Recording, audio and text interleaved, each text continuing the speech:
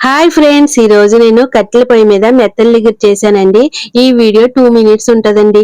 ఈ వీడియోని అస్సలు స్కిప్ చేయకుండా పూర్తిగా చూసి నన్ను సపోర్ట్ చేసి నా ఛానల్ ని సబ్స్క్రైబ్ చేసుకోండి. పక్కనే ఉన్న బెల్ ఐకాన్ ని ట్యాప్ చేయడం మాత్రం మర్చిపోకండి. నేను కట్టెల పొయ్యి మీద ఎందుకు వండుతున్నానంటే ఈ రోజు మా ఫ్యామిలీ అంతా ఇంట్లోనే ఉన్నారండి. మొత్తం ఫుల్ వర్షం వస్తుందన్నమాట. ఇంకా మా అబ్బాయి వెళ్ళి బయటకు వెళ్ళి ఏదైనా తీసుకొస్తానన్నాడు. ఏ చికెనో మటనో తీసుకొస్తాడు, బిర్యానీ చేద్దాం అనుకుంటే ఇలాగా మెత్తలు తీసుకొచ్చాడు అనమాట. పైగా చేయనివి అవన్నీ చేసి క్లీన్ చేసి శుభ్రం చేసి పసుపు వేసి కడిగి అవన్నీ చేసేటప్పటికి గంటన్నర టైం పట్టేసిందండి మొత్తానికి.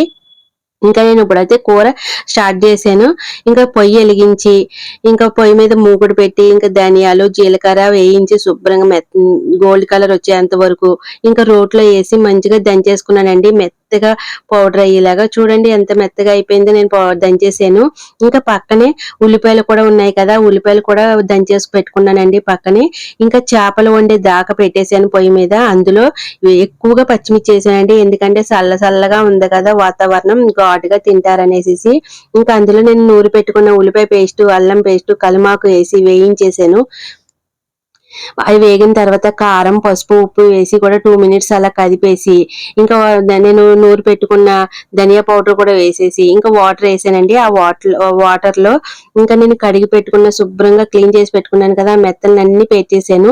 ఇంకా అస్తమాట్లు గరిటతో కదపకూడదు కదండి, ఎందుకంటే ఇరిగిపోతాయి కదా. ఇంకా వాటర్ అంతా ఎగిరేదాకా దగ్గరికి వచ్చేంత వరకు ఇంకా నేను దాకా కదుపుతూ అలాగా దగ్గర పడేదాకా ఉడికించేసుకున్నానండి. టేస్ట్ స్మెల్ సూపర్ గా ఉందండి. చాలా బాగుంది. కూర అయితే మెత్తలిగురు రెడీ అయిపోయింది. ఇంకా వేడి అన్నం కూడా వండేసానేమో.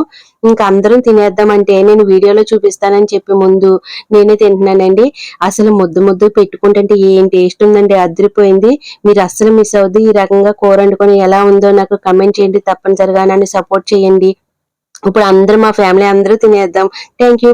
By by.